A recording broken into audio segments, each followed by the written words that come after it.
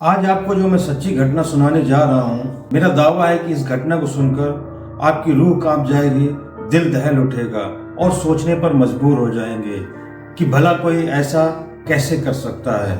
इसको नादानी कहें या प्यार कहें या जिस्म की आग कहें, लेकिन साथ साथ कत्ल हो जाते हैं। और सिर्फ कत्ल ही नहीं होते, कई रिश्तों का भी कत्ल हो जाता है, जैसे माँ बाप, भाई बहन और दादा दादी जैसे रिश्तों का भी कत्ल हो जाता है। और बात यही नहीं रुकती, कत्ल होने के साथ साथ में जो जिस्म की हवस की आग जो बुझाई जाती है वो बहुत ही पीड़ादायक होता है, क्योंकि साथ साथ लाशों के बीच में हवस की आग बुझाई जाती है। घटना को जानने के लिए आप वीडियो के अंत तक बने रहें और आपसे वही एक छोटा सा रिक्वेस्ट है कि अगर अभी तक आपने मेरे चैनल को सब्सक्राइब नहीं किया है तो प्लीज़ मेरे चैनल को सब्सक्राइब करें और बेल आइकन को प्रेस करें, ताकि जब भी कोई नया वीडियो बने सबसे पहले आप तक पहुंचे। आदाब, नमस्कार, मैं हूं मुबीन खान। आज की जो सच्ची घटना की कहानी है वो है हरियाणा के रोहतक जिले की। उसी रोहतक जिले का एक गाँव है कबूलपुर, और उसी कबूलपुर गाँव में एक रिटायर मास्टर साहब रहते हैं, होशियार सिंह। होशियार सिंह का 2 मंजिला मकान होता है और मकान के पास में ही एक पशु बाड़ा होता है, जहां पर उनके पशु बंधे रहते हैं। और होशियार सिंह उसी पशु बाड़ा में ही रात में सोया करते थे। और सुबह लगभग 5 बजे का वक्त होता है, 5 से 5:30 बजे का वक्त होता है, और तारीख होती है 14 सितंबर 2009। जब सुबह होशियार सिंह सोकर उठते हैं और सुबह के लगभग 5 से 5:30 बज रहे होते हैं, और वो देखते हैं कि पशुओं के लिए चारा पानी के लिए उनके बहू और बेटा नहीं आया। तभी वो अपनी छड़ी उठाते हैं और अपने घर जाते हैं, और घर के दरवाजे के बाहर जाकर जोर जोर से आवाज़ लगाते हैं बड़े बेटे सुरेंद्र को। जब अंदर से कोई आवाज़ नहीं आती तो होशियार सिंह को थोड़ा गुस्सा आता है, और जैसे ही वो दरवाजे पर धक्का देते हैं तो दरवाजे खुल जाते हैं, और अंदर जाकर बेटे के बेडरूम में जाते हैं और देखते हैं कि बेटा और बहू दोनों सो रहे हैं। तभी वो चिल्लाकर कहते हैं कि सूरज सर पे चढ़ाया है और अभी तक तुम दोनों सो रहे हो, और छड़ी से बेटे को उठाने की कोशिश करते हैं। लेकिन जब कोई हरकत नहीं होती तो वो फिर हाथ से हिलाना शुरू करते हैं, और जैसे ही हाथ से हिलाना शुरू करते हैं तो उन्हें कुछ ऐसा आभास होता है कि जैसे बेटे का बदन ठंडा पड़ा हुआ हो। फिर वो जोर जोर से बेटे को झकझोरने लगते हैं, तब भी बेटे की आँख नहीं खुलती। और फिर वो बहू को झकझोरते हैं, वो भी ठंडी पड़ी हुई होती है। उन्हें कुछ आभास होता है और आंखों से आंसू बहना शुरू हो जाते हैं, और उनके मुंह से चीखें निकलना शुरू हो जाती हैं। उन्हें इस बात का इत्मीनान हो गया था कि मेरा बेटा और बहू अब इस दुनिया में नहीं रहे। तभी वो अपने पोतों के रूम में जाते हैं, जहाँ पर बच्चे लेटे हुए थे। वहाँ 4 उनके पोते और पोती लेटे हुए थे। उनको जाकर जगाने की कोशिश करते हैं, लेकिन देखते हैं कि पोते और पोतियां भी अब इस दुनिया में नहीं रहे। होशियार सिंह को ये सब चीज़ों का यकीन भी नहीं हो रहा था। उनको लग रहा था कि कल रात तो सब अच्छे भले थे, और अचानक क्या हो गया कि मेरे बहू और बेटा और अब पोते और पोतियां भी खत्म हो गई।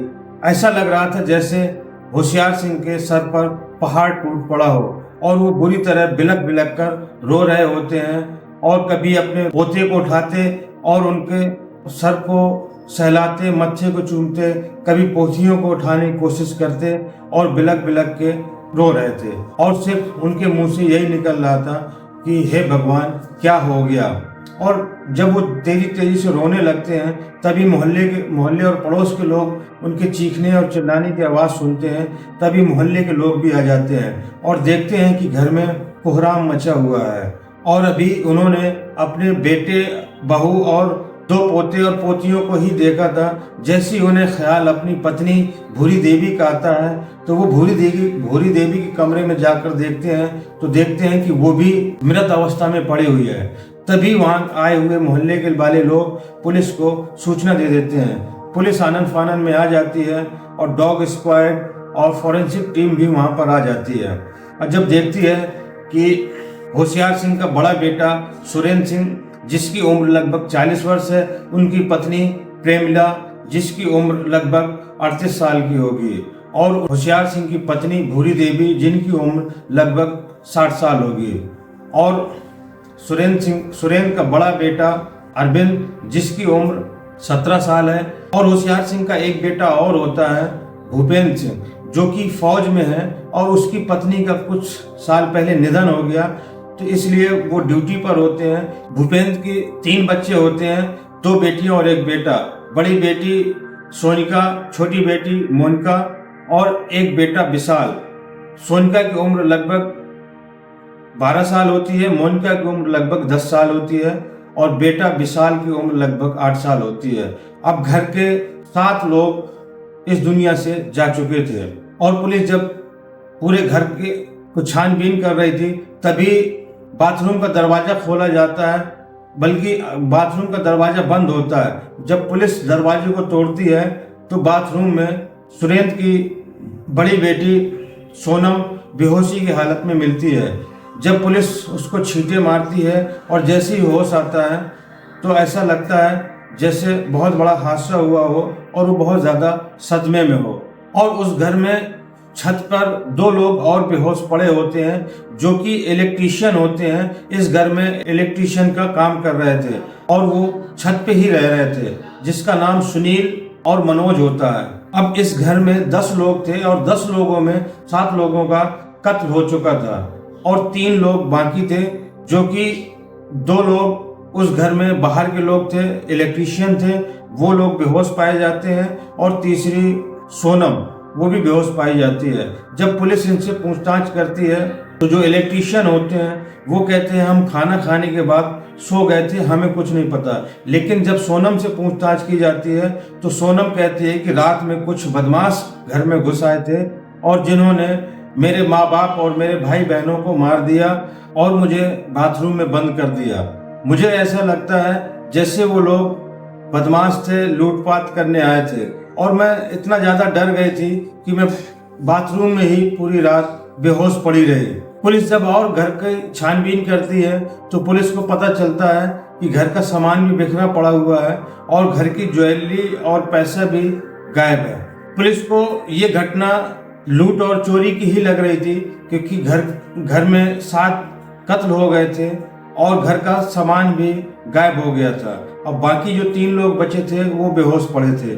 इसलिए पुलिस पूरी तरीके से इस घटना को लूट और चोरी की ही नज़र से देख रही होती है और इसी क्रम में वो अपनी जांच पड़ताल आगे बढ़ा देती है और ऐसे ही करते लगभग 4 दिन गुजर जाते हैं और चौथे दिन मास्टर होशियार सिंह थाने जाते हैं और इंस्पेक्टर साहब से कहते हैं कि मामले का कुछ पता चला। तभी इंस्पेक्टर साहब कहते हैं कि हमारी टीम लगी हुई है, जैसे ही कुछ मामला आएगा हम आपको बताएंगे। तभी होशियार सिंह कहते हैं कि दरअसल मुझे ये मामला चोरी और लूट का नहीं लगता, क्योंकि जिस हिसाब से मेरी पोती है सोनम, उसके हाव भाव और उसके रवैये से मुझे ऐसा लगता है कि इस घटना में कहीं ना कहीं वो भी इन्वॉल्व है। इतना सुनते ही इंस्पेक्टर साहब थोड़ा अचंभित होते हैं और कहते हैं कि आप कह क्या रहे हैं, आपको पता है?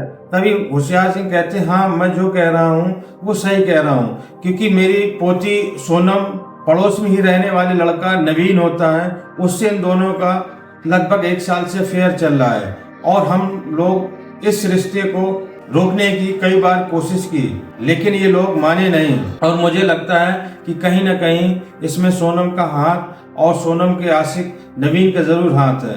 तभी पुलिस सोनम से दोबारा पूछताछ करती है, लेकिन वो अपने आप को ऐसा दर्शाती है जैसे वो बहुत ज़्यादा सदमे में हो और वहीं पुलिस की एक टीम नवीन को हिरासत में ले लेती है और नवीन से जब सख्ती से पूछताछ करती है तो नवीन तोते जैसा सब कुछ उगलना शुरू करता है और जो चीज़ें उसने बताई सुनकर आप भी हैरान हो जाएंगे। दरअसल वो कहता है कि सोनम बीए की छात्रा है और मैं एक कंप्यूटर कोर्स कर रहा हूँ और वो जब कॉलेज जाती है तो हम दोनों एक दूसरे से मिलने जुलने लगे थे और हमारा मिलना जुलना प्यार में बदल जाता है, लेकिन उनके घर वालों को ये सब रास नहीं आता और उन लोगों ने हमें कई बार रोका टोकी भी की और कई बार सोनम को भी डराया धमकाया। और बाद में सोनम की पढ़ाई भी बंद करा दी।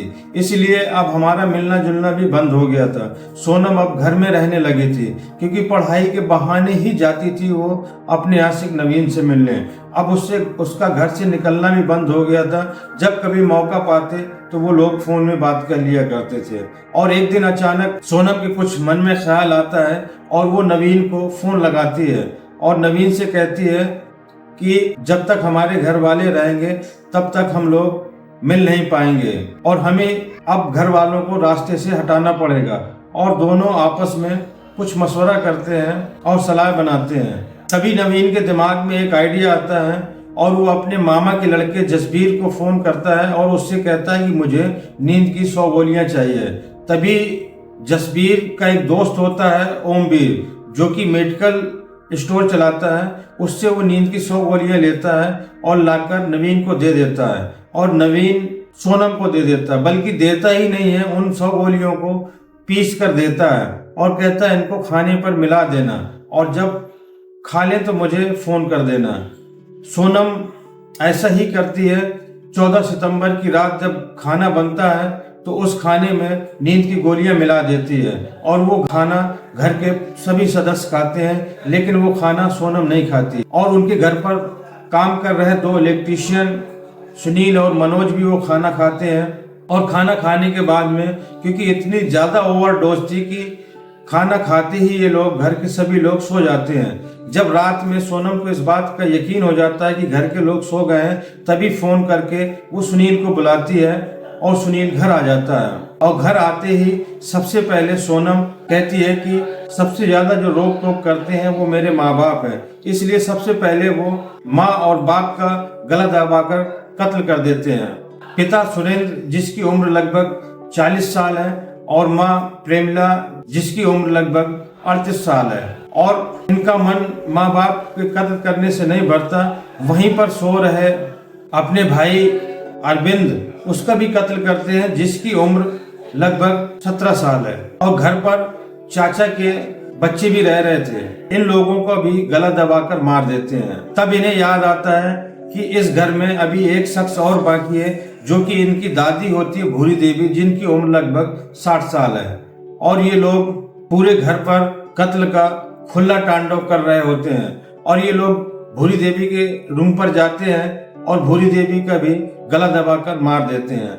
और सिर्फ मारते ही नहीं है, दादी का कत्ल करने के बाद में दादी के ही बिस्तर पर ये लोग अपनी जिस्म की आग को भी बुझाते हैं, हवस की आग को बुझाते हैं और दोनों फिजिकल रिलेशन बनाते हैं। और इसके बाद में ये लोग पूरे मामले को लूट का मामला बनाने के लिए सोनम अपने घर में रखे हुए नकदी और ज्वेलरी सब कुछ ये नवीन को दे देती है।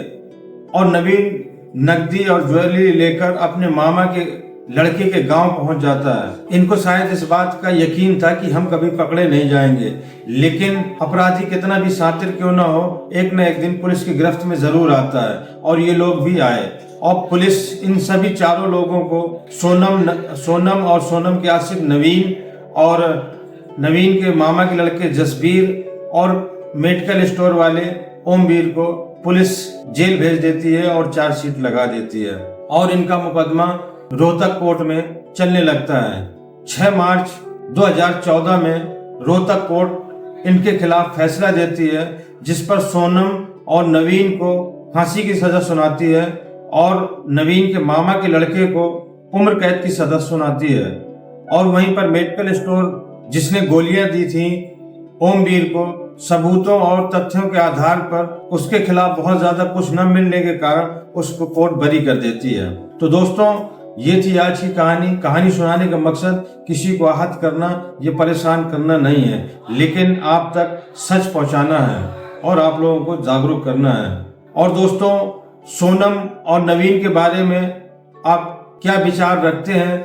क्या जो इन्होंने किया और माँ बाप भाई बहन जैसे रिश्तों का कत्ल भी किया और रिश्तों को भी तार तार किया, जो भी आप विचार रखते हैं इनके बारे में कमेंट बॉक्स में कमेंट देकर अपनी राय जरूर दें। और दोस्तों, अगर वीडियो अच्छा लगा हो तो ज़्यादा से ज़्यादा लाइक करें, सब्सक्राइब करें और फेसबुक पर देख रहे हो तो पेज को फॉलो करें। मिलते हैं अगले वीडियो में नई कहानी के साथ। जय हिंद।